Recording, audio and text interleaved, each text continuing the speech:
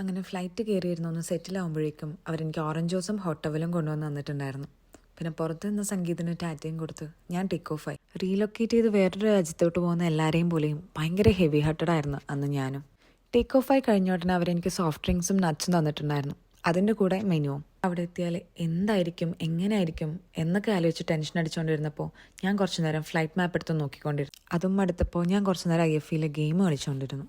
അപ്പോഴേക്കും അവരെനിക്ക് starter serve ചെയ്തിട്ടുണ്ടായിരുന്നു. അത് കഴിച്ച് കഴിയുമ്പോഴേക്കും മെയിൻ കോഴ്സും അത് കഴിയുമ്പോഴേക്കും ഡെസേർട്ടും സെർവ് ചെയ്ത് തുടങ്ങിയിട്ടുണ്ടായിരുന്നു. പക്ഷേ എനിക്ക് ഏറ്റവും സന്തോഷം ഉണ്ടാക്കിയത് ഇതായിരുന്നു. ഓപ്പറേറ്റിംഗ് ക്രൂ എല്ലാവരും ഡിഫറെൻറ്റ് നാഷണാലിറ്റീസ് ആയതുകൊണ്ട് അവരുടെ സ്വന്തം ലാംഗ്വേജിൽ എഴുതിയിട്ടുള്ള ഒരു വെൽക്കം നോട്ട് എനിക്ക് തന്നിട്ടുണ്ടായിരുന്നു. എൻ്റെ പുതിയ വർക്കിംഗ് എൻവയോൺമെൻറ്റ് എങ്ങനെയായിരിക്കും എന്നാലോചിച്ചുള്ള ടെൻഷൻ അന്ന് അവിടെ ഇല്ലാണ്ടായി. അപ്പോഴേക്കും ഞാൻ അബുദാബിയിൽ ലാൻഡ് ചെയ്തിട്ടുണ്ടായിരുന്നു. അങ്ങനെ ക്രൂവിനോടൊക്കെ ബായും പറഞ്ഞ് ഫ്ലൈറ്റിൽ നിന്ന് ഇറങ്ങി ലഗേജും കളക്ട് ചെയ്ത് കഴിഞ്ഞപ്പോഴേക്കും എന്നെ പിക്ക് ചെയ്യാൻ ആൾ വന്നിട്ടുണ്ടായിരുന്നു. ഞാൻ എൻ്റെ ലൈഫിൽ എപ്പോഴൊക്കെയോ ആഗ്രഹിച്ച പല കാര്യങ്ങൾ അന്ന് അവിടെ നടന്നുകൊണ്ടിരിക്കുകയായിരുന്നു. അപ്പോൾ ഇനി എല്ലാം ഒന്നേന്ന് തുടങ്ങണം. കുറേ വിശേഷങ്ങളുണ്ട്. അപ്പോൾ ഇപ്പം ഞാൻ പോയിട്ട് വരാം.